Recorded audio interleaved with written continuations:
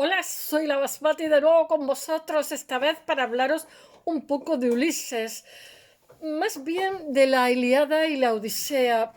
Cómo cuando Ulises se va a la guerra de Troya, aunque Homero no lo quiere poner como el primer héroe, lo pone en el puesto 19, va describiéndolo a todos.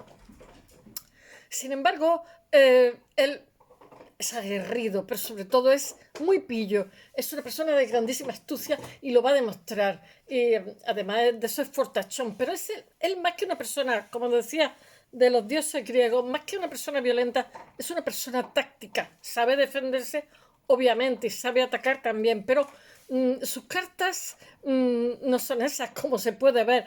Y cómo ese héroe que se va, esa trayectoria vital se supone que es en el siglo VIII antes de nuestra era, cuando lo escribe Homero, del cual sabemos muy poco. Muchos dicen que el nombre que tenía era el Aedo, era de un prisionero de origen iraní, de origen persa. No lo sabremos nunca, porque sobre él se sabe muy poco. Lo que quiero deciros es que voy a hablaros un poco de Ulises, pero sobre todo de esa trayectoria que tiene de una persona que se va de casa a hacer la guerra, una persona aguerrida, pilla, y después, cuando vuelve, eh, hay un salto, porque ha habido como un cambio de paradigma. El individuo que vuelve después de tantos años de guerra y después de tantos años de estar perdido por el mar, después de haber pasado mil vicisitudes con, yo qué sé, con Polifemo, con los hombres que son adictos al loto, con, no sé, con Circe, con ese humo que sale donde se encuentra con el Agamenón que dice que preferiría ser el jornalero más pobre a ser el rey del Hades, del infierno, de los que han fallecido. O sea, toda experiencia hasta llegar a su hogar, donde va a estar Penélope casi con 100 pretendientes que se están comiendo el patrimonio. Telémaco es un adolescente y casi imberbe y bueno, simplemente con el porquero, digamos, la mujer que le ayuda, 4 o 5 personas y su astucia van a coger y van a rechazar a los...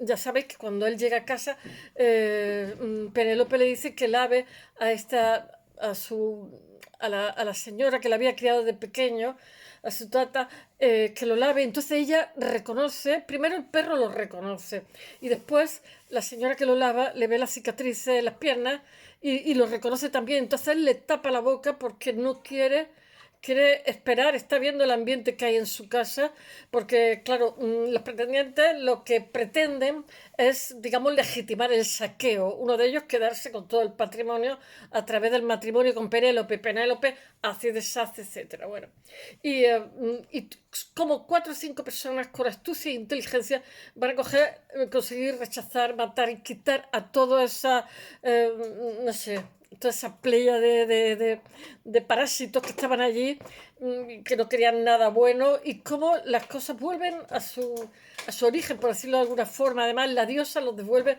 no me acuerdo si era Atenea, lo devuelve a la juventud, a los dos. Bueno, pero casi nos da igual, ¿no? Pero hay dos obras y como en la primera es un individuo y en la segunda, después de todo ese viaje de la vida, de toda esa trayectoria de estar fuera 20 años, va a ser otra persona. Ha habido un cambio de paradigma ya, ese héroe, ese hombre valioso y tal, no, porque todos están volviendo a casa y están todos teniendo una suerte muy desigual. Ahora os lo cuento un poquito. Y entonces él también va a percibir eso, casi que se pueda comparar con el hombre de hoy día, entre lo que puede ser el triunfo profesional, sin embargo, el hogar, ¿no? O sea, cómo estás, lo público y lo privado, que está tan de moda desde hace años, ¿no? Conciliar esas dos cosas. Bueno, muy bien, si primero voy a dar una cronología y después os voy a hablar un poquito. Os voy a dar una cronología espaciotemporal, eje sincrónico diacrónico, ¿no? En el 1200, antes de nuestra era, Troya destruida, hacia esa fecha, según los estudiosos e intérpretes. Ya sabéis que los griegos van a tener, la cultura cretense minoica, van a tener un esplendor y no se sabe ni cómo ni por qué en 1200 desaparece. No se sabe si es una invasión doria, no. Es que además se desconoce su lengua, es que es como si los barrieran del mapa. Cuando ellos fueron, bueno, ellos tuvieron también unas catástrofes en la isla de Teresta, ellos fueron bueno, poderosísimos, y cómo y de qué manera los queman, los barren. Bueno, hubo dos, digamos, dos barridas, ¿no? Pero la segunda fue tan bestia que ni en la lengua nos hemos quedado con ella. Bueno, la Troya digamos, que cuenta Homero, la cuenta en el siglo VIII, antes de nuestra era, era, digamos, el séptimo estrato. Ya os hablé el otro día de Slimer, que viajaba, que era un arqueólogo aficionado, metió mucho el pico, etcétera, y rescató una. En fin. Bueno, voy a seguir hablando. Está en el siglo XII antes de Cristo los reinos micénicos, cuyos soberanos protagonizan la conquista de Troya en la Ilíada, se derrumban por causas desconocidas que no tenemos ni idea. Son todo hipótesis lo que hay. En el siglo IX antes de Cristo, los marinos griegos exploran las costas del Mediterráneo. Ya sabéis que va a haber una sustitución bueno, que no lo sepa porque los que estáis en América no tenéis por qué saber esto. Yo vivo en la costa, mi tierra ha sido fenicia, griega, cartaginesa, romana, árabe, donde vivo, somos rubio platino, ¿no? Pero hay muchos rubios en mi tierra. Y en el norte de África, en contra de lo que la gente se lo piense también. Porque es que después tuvimos visigodos que también se fueron a África. Bueno, los marinos griegos exploran las costas del Mediterráneo central, que es una actividad que está en el trasfondo de la Odisea. En el siglo VIII antes de Cristo es la posible fecha, todo es una hipótesis, en la composición de la Ilíada y la Odisea por el Aedo o poeta llamado Homero. Aedo me parece que significaba hombre prisionero o algo así, no me hagáis caso, es que hace tiempo que. Todo esto, mirad, todo esto lo leí de adolescente, después lo leí cuando hice filología, no sé, cuya vida desconocemos totalmente, absolutamente. En el siglo IV antes de Cristo, Pisístrato, tirano de Atenas, manda poner por escrito la Ilíada y la Odisea. Y en el siglo III antes de nuestra era, en Alejandría, serán editados 24 cantos. En la Ilíada va a haber después, como todas las obras punteras, como se hicieron como copias, o sea, como gente que hablaba de Ulises, aunque no fuera de la Ilíada, y que lo ponía por escrito. O sea, es como cuando, yo qué sé, Velázquez, Murillo, pues claro, los copian hasta la saciedad, Leonardo, por eso son grandes. En la Ilíada, nuestro Ulises aparece como un prototipo de héroe guerrero de la edad de bronce, pero en la Odisea encarna totalmente a los griegos que exploran el Mediterráneo, 4 siglos después. Hay un cambio totalmente de paradigma. O sea, el que vuelve a casa es un individuo que no tiene nada que ver con el que ha estado en la guerra, en el grupo, que le han pasado mil cosas, mil vicisitudes, y que montones de compañeros suyos han muerto. Y no digamos los que le acompañan a Ulises, yo creo que mueren casi todos, ¿no? Yo creo que todos, ¿no? Menos él. La noche cae sobre el palacio de Alcino, que es el rey famoso de los feacios. Ulises llega, ese es yo siempre cuento el final antes de empezar. Ese es el último punto al que llega Ulises, ahora lo diré, y los feacios van a ser los que lo van a llevar a Ítaca después de haber, él ha pasado 50.000 vicisitudes, lo van a llevar a Ítaca con su mujer, etcétera. Bueno, estamos ahora en el palacio del rey, y en el atrio y el patio de la mansión lujosa del rey, los habitantes de la isla se juntan todos en torno al Demódoco, que es un prestigioso aedo que la musa ha concedido el don del canto a cambio de la ceguera. Esa tradición estaba también en la India y todavía sigue, ¿no?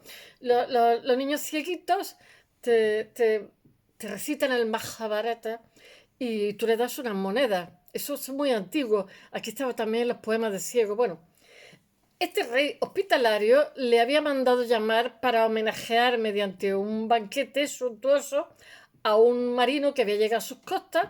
Entonces, quiere dejar al gato, amenizando con poesía al marino misterioso que había naufragado en su orilla. En cierto momento, el anciano poeta, el que han traído para que anime, son muy orientales, la velada, empieza a contar historias de cómo gracias a una estratagema del famoso Ulises, un grupo de guerreros griegos se habían emboscado en la entraña de un gigantesco caballo de Troya famoso, que yo qué sé si existió para mí, que eso fue Homero, que en fin, lo conquistarían de otra manera. Bueno, del famoso caballo estaban contando el caballo de Troya, cómo se meten dentro y habían conseguido traspasar las murallas de la ciudad tras un asedio larguísimo de 10 años y cómo el ejército aqueo había conquistado por fin la ciudad y pasado cuchillo a todos los habitantes. Entonces, en medio de la narración de esta Troya, es que era un punto estratégico que cobraba, como si dijéramos, un canon a los que pasaban por ahí. Entonces, es un lugar muy codiciado que va a ser conquistado 1000 veces. Bueno, y en medio de la narración de esta masacre, el náufrago desconocido tiene, o sea, se siente abrumado por lo que están narrando de aquella guerra que también conocía. Y bueno, y se le saltan las lágrimas, se levanta del asiento y dijo, yo soy Ulises, Odiseus. En ese instante empieza a narrar con sus propias palabras el viaje que le lleva desde las playas de Troya a la isla de los Feacios, donde está en ese momento, en su interminable viaje de vuelta a casa, a Ítaca, de regreso a su reino de Ítaca. Un viaje por un mar poblado yo qué sé, de hechiceras como Circe, de seres de voces cautivadoras, así cuando lo atan para que las sirenas le susurran, los marinos se ponen tapones y a él lo atan en el mástil y que tienen voces susurrantes, pero también intenciones homicidas. También están los gigantes antropófagos, que son consumidores de loto. Y bueno, está también nuestro Polifemo. Me acuerdo de Damaso Alonso, Polifemo encadenado. Me sé de memoria ese poema. Bueno, a través de narraciones míticas como la Odisea de Homero, al que la tradición representa como un venerable poeta ciego, a imagen de Módoco, los griegos lo que pasa es que de la época arcaica vuelven a familiarizarse con el mar del que habían sido dueños, del que había estado bajo su absoluto dominio durante 400 años, en la Edad de Bronce, cuando florece la civilización cretense minoica, de la que alguna vez os hablaré, porque siempre digo, mañana lo cuento. Si la Ilíada evoca siglos de distancia, nebulosos episodios que se remontan a la época de la Odisea, no, perdona, la Odisea lo que pasa es que trasluce, como os he dicho, un momento posterior, un cambio de paradigma de la historia de Grecia. El momento en que tras el desmoronamiento de la sociedad micénica, tan sofisticada en el siglo XII antes de nuestra era, el pueblo griego se aventura otra vez al mar en busca de nuevas tierras y contactos comerciales sobre unos barcos que no creéis que eran muy sofisticados. Tenían como una vela solamente, una vela cuadrada, un mástil y para de contar. Lo que iban es costeando, como hacen también los fenicios. Lo que pasa es que el mar Mediterráneo no es ni el Pacífico ni el Atlántico, porque claro, esos barcos en esos mares, a mí cuando me dicen que los vikingos llegaron a América, pues digo, bueno, tendrían suerte, ¿no? Porque con las tormentacas que hay en el Atlántico y lo bravo que es el océano, las barquitas vikingas tenían poco, se dice poca quilla, poca profundidad, poco calado. Entonces estaban hechas para poder deslizarse por el mar costeando y meterse por los ríos. Y yo digo, con ese poco calado, en una tormenta en el Atlántico, no sé, si dijeron que llegaron, pues vale, pues habrán llegado. Yo no me lo creo, pero bueno. Siempre está con que los vikingos han llegado, pues chicos, pero con los barcos que tenían, imposible técnicamente. En fin, los barcos de los griegos eran un poco penosos. Un mástil suficiente para el Mediterráneo. un espolón de proa y unos remos. Después va a estar, los romanos van a tener la faluca, la vela romana, que se va a usar muchísimo, se usa hoy día también, ¿eh? Si vais a Egipto, todo el Nilo está lleno de falucas. Bueno, lentamente desde el siglo X antes de Cristo se van estableciendo las relaciones comerciales en el Egeo Oriental. Ello lo que pasa es que facilita un movimiento. Yo os he hablado del Urumburu ese, tenían un tráfico de estupefacientes, me refiero que si cobre, que si estaño, que si no sé cuánto. En fin, que a partir del siglo VIII antes de nuestra era, que es la fecha, el esplendor de Grecia, de la Grecia que conocemos nosotros, la Grecia de Pericles, la Grecia de Fidia y tal, es en el siglo V. Y ahora estamos en el siglo VIII, porque van a tener una época oscura de la cual se sabe poquito. La fecha estimada para la composición de la Odisea, que es el siglo VIII, cristaliza en el movimiento de expansión que se conoce con el nombre de colonización. Yo qué sé, en España tenemos Ampuria, Rosa, en mi tierra, en mi provincia, Abdera. O sea, ellos costeaban y trajinaban, cambiaban, chanchulleaban.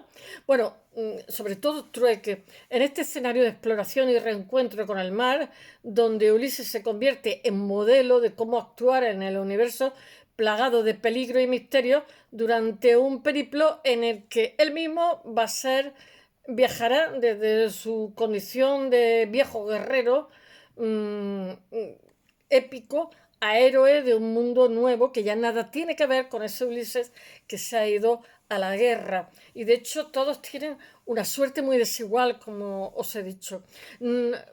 Antes de convertirse en el famoso marino de la Odisea, el rey de Ítaca había sido un formidable guerrero que había peleado en primera línea de batalla sobre las llanuras de Troya. Ya sabéis que raptan a las chicas, se la llevan y los otros hacen como una coalición de los diferentes países, se van a esa... Seguramente no sería ni el rapto de las chicas, vete a saber, ni existiría el caballo de Troya, pero bueno, esto es una leyenda y ya sabéis que las leyendas pues tienen parte de verdad y otra parte un poco inventada, porque para que sea más floreada la historia es como el Cid nuestro, oye que se... los Nibelungos o el cantar de Roldán. De pronto en una historia tienen que pasar muchas cosas, pero a lo mejor no pasaron tantas cosas, o pasaron otras, pero pasaron, está claro. Ellos, blindados en su armadura, llevaban unos cascos que eran con colmillos de hipopótamo.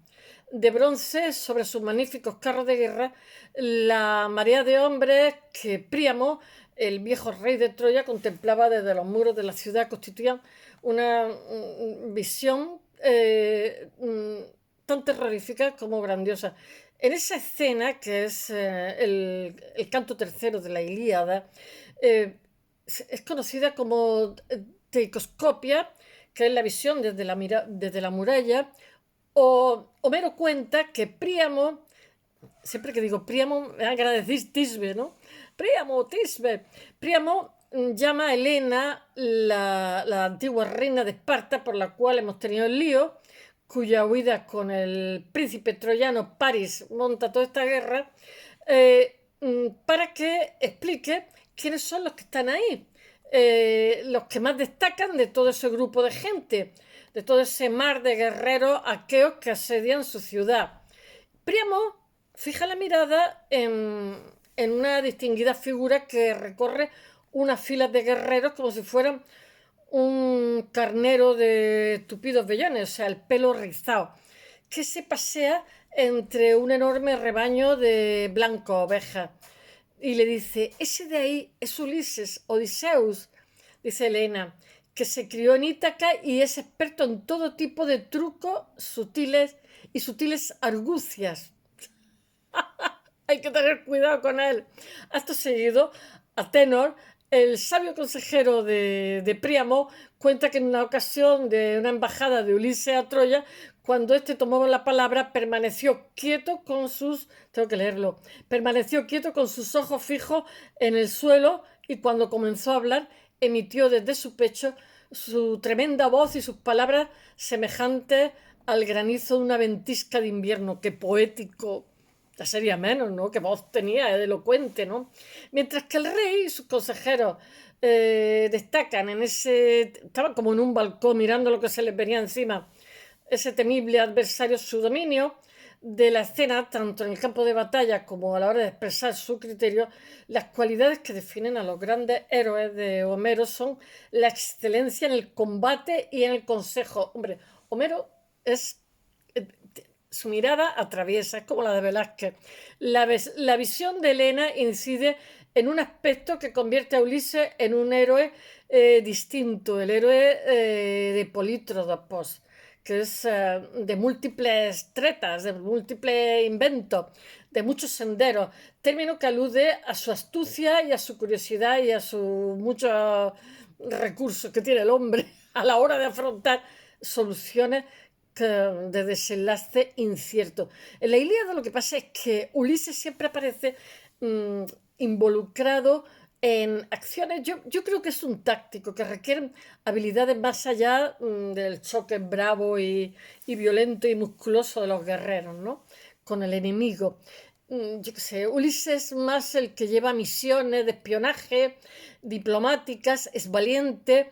Y así, cuando una noche los aqueos deciden hacer una incursión en el campo del enemigo, en el campamento enemigo, pues buscan a alguien que sea voluntario y tal, que sea capaz, y entonces Ulises dice, yo voy. Averiguar las intenciones de los troyanos, solo Diomedes se atreve a asumir tan peligrosa misión y a ver si lo acompaña otra persona. Entonces, todos los héroes se ofrecen, pero él escoge a Ulises porque sabe que es listo, es pillo, es rápido, porque su corazón se muestra absolutamente resuelto en todas las fatigas de la guerra. Dice, si él me acompañara hasta de un llameante fuego, ambos regresaríamos, pues sabe hacer frente a las situaciones mejor que nadie. Es pillo, muy pillo, sabe improvisar muy bien. Ulises, Odiseus, puede combatir tan valiente como el resto, como el más valiente de todos, de los señores de la guerra micénicos, pero siempre tiene la otra vertiente de la pillería. Bueno, el casco de colmillo de jabalí, porque muchas veces son los cascos de colmillo de jabalí y otras veces tenían como una cobertura, un casquete y ponían colmillos así seguidos y otras veces eran de hipopótamo que viste en la Ilíada y que la arqueología ha identificado como un elemento de la época que es totalmente micénica, porque lo llevaban los micénicos. Lo señalan como uno de ellos en Ítaca y Cefalonia y Lúcades, las islas sobre las que reinan, se han descubierto las huellas de un potentísimo pasado micénico. Pues ya sabéis que los micénicos estuvieron, que algún día os hablaré, a ver si os hablo mañana, por todo el Mediterráneo, estuvieron hasta en mi tierra y en Córdoba, o sea, porque fueron un imperio realmente. Pero Ulises se diferencia, era muy mercante, muy de cambalachear, comprar, vender, etcétera. Pero Ulises se diferencia de los otros caudillos micénicos por su habilidad para recorrer sendas desconocidas y atravesar fronteras infranqueables como las puertas de Troya o el mismísimo país de los muertos donde consulta al adivino Tiresias para conocer qué es lo que le depara el futuro. El libro es que no tiene desperdicio, de verdad. Esa es la etapa más extrema de su azaroso nostos, que es su viaje, su travesía, ¿no? En griego, de regreso desde Troya a Ítaca. Mientras que eso son maldades que están haciendo, mientras que estoy yo aquí hablando con vosotros. Mientras que el escenario de la Ilíada está totalmente dominado por viejos héroes de una sola pieza en búsqueda constante de la gloria, ¿no? Pero después ya no es la búsqueda de la gloria, ya lo que quiere es restablecer lo que había antes de irse a la guerra y es cosa complicada. Por eso, maridos, no dejéis vuestras casas solas de la batalla, cuyas armas y mentalidad se sitúan en la lejana Edad de Bronce. La Odisea sitúa a su héroe en, ¿cómo se llama?, en un escenario absolutamente más cercano al público, que es en el siglo VIII antes de Cristo. Lo que pasa es que está narrando una historia que le han contado de séptima mano. Que en el viaje por mar y en la fundación de un nuevo hogar veía reflejada su propia peripecia histórica. Ante los feacios, él está contando todas estas cosas. Ulises cuenta que tras su partida de Troya, su flota sufre una tormenta que lo aparta totalmente del mundo civilizado y recala en un misterioso paraje habilitado. Tened en cuenta que él y sus hombres, al cíclope, lo habían dejado a Polifemo, que tenía un ojo, habían aprovechado, lo habían emborrachado y luego le habían metido el mango y lo habían dejado ciego. Entonces Polifemo era hijo de Poseidón. Entonces le pide al padre, vienen otros cíclopes, le tiran piedras, etcétera, pero no consiguen hundir la nave, pero le dice a su padre que tome venganza contra Ulises.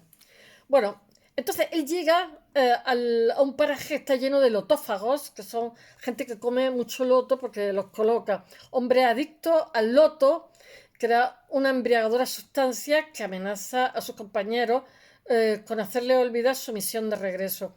Pero esta es solo la antesala de la gran estación del viaje de Ulises, puesto que acto seguido alcanza las costas menos civilizadas y más primitivas que un ciego puede concebir, que es la tierra de los monstruosos cíclopes, lo que os he contado hace un rato, que son ogros caníbales y de un solo ojo que habitan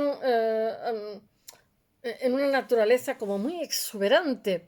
Pero nuestro Damaso Alonso, Polifemo encadenado, pero que no conocen ni la agricultura, ni las leyes, ni los hombres, tienen borregos, en fin, comen ahí, tienen una vida desordenada. Al carecer de barcos, los cíclopes no tienen contacto, por lo que no han cultivado el deber sagrado de la hospitalidad, que son muy orientales. Este Homero es muy oriental. Y yo estaba en Yemen, que era pobrísimo y se mataban por atendernos, por invitarnos. Digo, qué alegría de Oriente, qué gentileza tan natural, tan espontánea, lo tienen integrado. Aquí diríamos, anda, un extranjero por ahí. Olvídame. Bueno, cuando Ulises penetra en la espesura y encuentra la cueva del cíclope Polifemo, sus camaradas lo que pasa es que le ruegan por favor escapar de allí en ese mismo instante. Dice, cuando Ulises, dice Homero, le pide al cíclope Polifemo que le ofrezca la hospitalidad de vida, aquel devora, se come dos hombres de Ulises. Pero Ulises, presa de su curiosidad exploradora, decide esperar al cíclope para contemplarlo. Y la incertidumbre y el temor de un viajero al llegar a la paraje ignoto quedan subrayados cuando Polifemo regresa y Ulises le ruega que le ofrezca la hospitalidad de vida a los viajeros. La contestación de Polifemo es devorar a estos dos marineros que os he dicho del equipo de Ulises. Y entonces Ulises le ofrece vino y le tiende una trampa. Cíclope, ¿me preguntas mi ilustre nombre? Pues voy a decírtelo. Mi nombre es Nadie. El ciclo era un poco listo, pobrecillo. Un bestia gigante. Mientras el cíclope duerme la borrachera, Ulises se engancha a los borregos por debajo y escapa. Y sus compañeros primero lo ciegan, lo dejan ciego, le meten el mango del hacha y cuando el resto de cíclopes acuden a socorrerlo, Polifemo, porque se pone a pegar gritos, solo puedo decirles que nadie le ha cegado, porque se creía que se llamaba Nadie, Ulises. Bueno, este episodio habría concluido con un éxito de no ser porque Ulises todavía no ha completado su transición de héroe épico, ansioso de llegar a casa y porque su nombre conquiste una fama eterna a héroe que es capaz de ocultar su nombre si está en juego su supervivencia. Y en el reflejo del viejo guerrero épico proclama orgullosamente que su nombre es Ulises, el destructor de ciudades, el hijo de Laertes que tiene su hogar en Ítaca. Información que Polifemo aprovecha para pedirle a su padre, Poseidón nada menos, el dios del mar, que castigue a Ulises, por favor, que pide venganza. Las bajas entre los hombres de Ulises aumentan conforme avanza el viaje y lo que pasa es que se suceden muchísimos peligros hasta que recalan en otro lugar exótico que acaban perdiendo su humanidad y se hallan en los dominios de Circe, que los convierte en cerditos. Hechicera, hija del sol, que con su varita mágica ella quería seducir a Ulises. Él dice que quiere volver a casa. Convierte a las bestias a quienes llegan a sus costas. Pero Ulises, que cuenta con el auxilio del dios Hermes, con quien comparte exclusiva el epíteto de Polítropos, aquí son todos epítetos con Homero, logra someter a la maga, quien a buen grado le va a ofrecer las claves para el buen término de su viaje.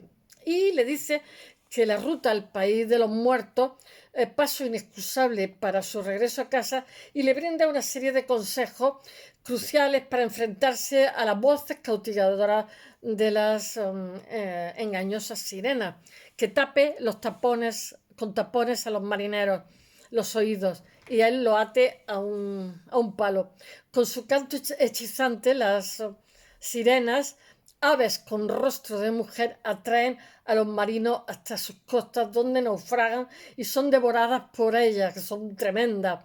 Pero Circe le aconseja a Ulises que se tape los oídos de submarinos con tapones de cera y que él, amarrado al mástil, se maraville con las bellas historias que le van a contar ellas, que son lo más seductor al mundo, y que tal vez le hablen de sí mismo. El país de los muertos es la estación más lejana en el viaje del héroe a lo desconocido. Ante él se presentan sombras que solo recuperan cierto brillo al beber la sangre de un animal sacrificado. Y entre ellas se encuentran, como os he contado, muchos de los que habían combatido con él en Troya, y, como Aquiles, el de los pies alados, que le confiesa que preferiría ser un miserable jornalero, como os he contado, sobre la tierra antes que ser el rey de los muertos, o Agamenón, muerto a manos de su esposa y el amante, como dice Agamenón, como un buey amarrado al pesebre. Eso estuve hablando el otro día. Estas escenas contrastan. Es como cuando te vas de la universidad, la terminas, como la suerte es muy diferente para cada uno. Que la edad de los viejos héroes épicos había pasado y que habían llegado la hora de un héroe nuevo capaz de retornar de la guerra y recobrar su lugar en el mundo, su lugar original, que es lo que él quería, volver a casita. En el infierno, donde recibirá por boca del divino Tiresias las instrucciones para el camino de vuelta a la patria, un camino que no está carente de tempestades, porque claro, a Poseidón lo tiene bastante enfadado, y monstruos marinos que provocan que toda la tripulación muera. Solo Ulises llega como náufrago a la isla de Calipso, donde, poseído por el sentimiento de la nostalgia, renuncia a la inmortalidad que le ofrece la diosa y se marcha sobre una balsa construida con sus propias manos. Es entonces, tras un nuevo naufragio, cuando llega al Cino. Que os estoy contando desde el principio, le recibe con las puertas de su reino y le ofrece la mano de su hija Nausíaca, pero dice que no, que él quiere volver con su mujer, Penélope. Mi casa, teléfono. Ulises le rechaza porque desea regresar a Ítaca. Penélope y Odiseus eran primos, ¿eh? El héroe, y era un matrimonio de conveniencia, el héroe no quiere fundar un nuevo reino, prefiere su nostos, su viaje, como os he dicho, que le dará gloria totalmente imperecedera. Y transportado por los feacios que lo custodian, Ulises llega por fin a las costas de Ítaca y su viejo reino, que al principio apenas reconoce porque se ha pasado 20 años fuera y se ha vuelto un territorio totalmente hostil, lleno de peligro, que viene de los pretendientes. Durante su ausencia de 20 años, su hogar está al borde de la destrucción, ya que cerca de 100 jóvenes aristócratas de Ítaca dilapidan vilmente el patrimonio del rey ausente, que se cree que ni va a volver, mientras presionan a su esposa Penélope para que se case con uno de ellos y así legitimar la usurpación del reino. Llevando el terreno de la batalla a su propio hogar, Ulises reclama su posición en la isla y restablece el orden en ella, aniquilando a los soberbios aspirantes al trono y a los parásitos. Pero no basta con eso, sino que además necesita la aceptación de Penélope. Y Penélope era muy pilla también. Para esto último, Penélope, que ha guardado fielmente la vuelta de Ulises, ha de reconocer a su marido, que su marido es su marido, su verdadero esposo, en el hombre que viene a reclamar el reino y que tantas veces ha enmascarado su identidad durante su viaje.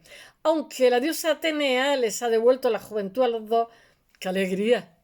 El reconocimiento no se produce porque Penélope sigue esperando la señal que demuestre que tiene ante sí a Ulises. En ese instante, el héroe de Polístropos da muestra de saber resolver la situación, hasta que Penélope enciende la chispa que volverá a prender versátil hacia su marido. Dice, Euriclea, le dice a su fiel criada, que ya lo había reconocido, prepárale el lecho que él construyó fuera del dormitorio. Eso es imposible, porque él aprovecha un árbol que hay de olivo. Entonces Ulises sale de su ensimismamiento y se revela como quien es. ¡Ah, mujer! ¡Qué palabras! Tengo que leerlo. Más hirientes has dicho. ¿Quién cambió de sitio mi lecho? Porque Ulises había construido su lecho nupcial a partir de un tronco de olivo que mantenía sus raíces hundidas en la tierra, cortándole para convertirlo en un tálamo, en una de las patas de su cama, pero ella no se podía mover.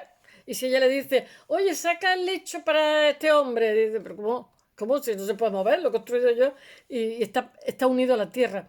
Bueno, esa era la señal por la cual ella reconocía que él era él, porque él había hecho esa cama. Y bueno, y cuando lo acepta.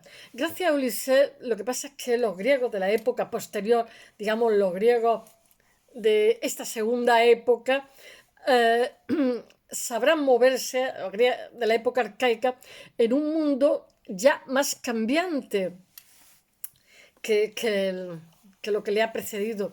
Porque ya el héroe que ha sido, eso queda lejos. Ahora él está buscando su vida.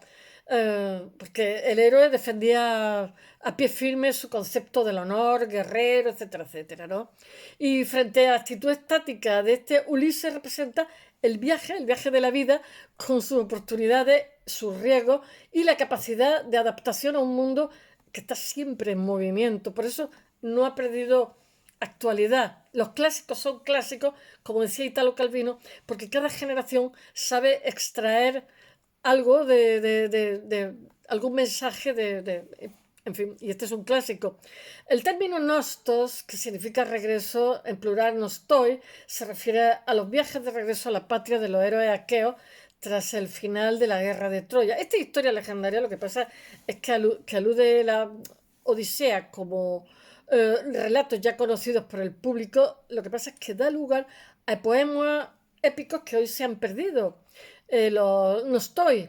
Llegada la hora de regreso, hay una disputa entre los hermanos Agamenón y Menelao, reyes de Micena y Esparta respectivamente, que hace que la flota griega se divida y permaneciendo unos con Agamenón y otros con el otro, y zarpando otros con el Menelao.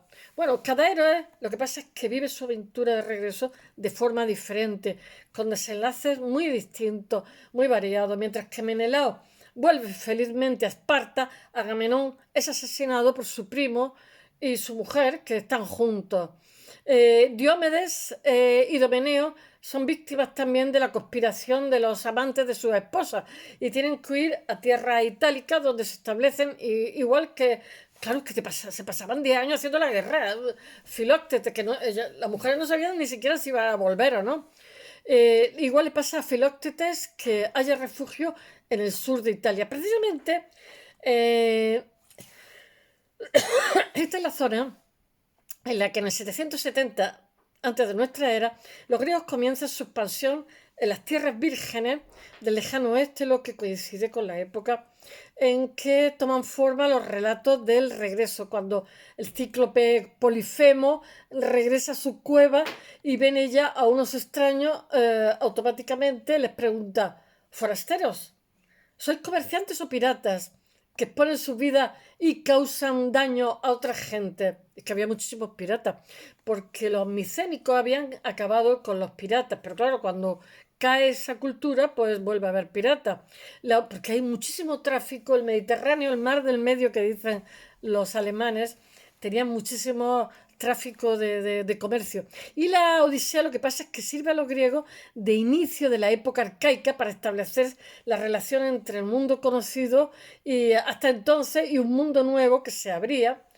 de nuevas colonias en las cuales cambalacheaban mediante truecos que incluían tierras por descubrir, situaciones novedosas a las que enfrentarse, unas peligrosas y otras agradables, como le pasa a Ulises.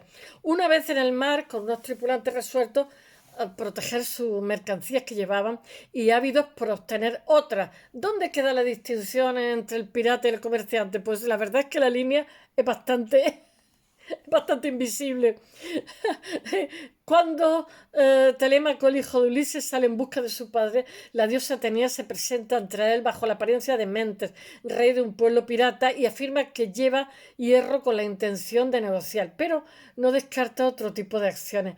La presencia de metales preciosos es que ya, o sea, la edad de hierro aproximadamente entre el 1000 y el 800, y productos de lujo del Próximo Oriente convierten esa zona del Egeo y las costas del Mediterráneo Oriental en un lugar de mucho riesgo porque las naves están cargadas de objetos absolutamente valiosos. La pregunta del cíclope no os creáis que es tan sin sentido.